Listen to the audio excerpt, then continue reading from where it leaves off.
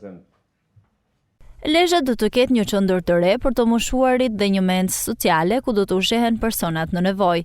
Investimi me vlerën 2.3 milion euro do të financohet nga shoqata Jetimët e Ballkanit me mbështetjen e Bashkisë Lezhë. Palët firmosën marrëveshjen e bashkëpunimit për të hapur rrugë nisjes së punimeve për qendrën e moshës së tretë dhe mencën sociale. Sot ne nënshkruajmë marrëveshjen e fillimit të punimeve për qendrën e moshës së tretë që shkon me një investim prej 2 milion euro nga Jetimet e Ballkanit, plus arredimin që merr përsipër Bashkia e Lezhës.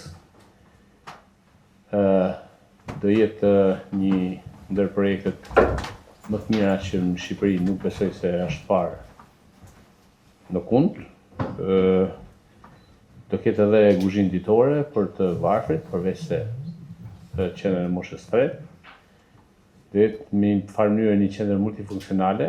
Ne duke falendruar Zotin edhe duke i falendruar mbi 300.000 shqiptarë donatorë që janë të Jetimet e Ballkanit, kemi arritur ndërtojmë mbi 2.000 shtëpi banimi për familje nevojtare në trevat shqiptare.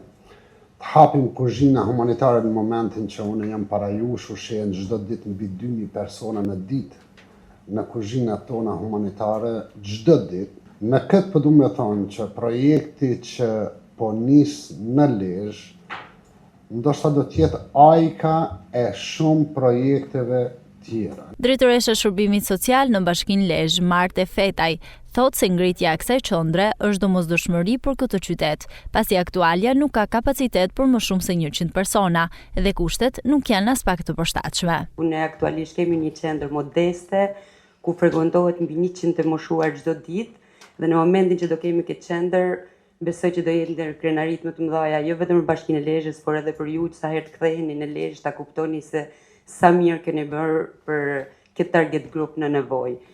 Palema edhe menca humanitare do jetë një ndër mrekullitë sepse i mungon Lezhës ky shërbim, na mungon ne si shërbim social dhe si bashki.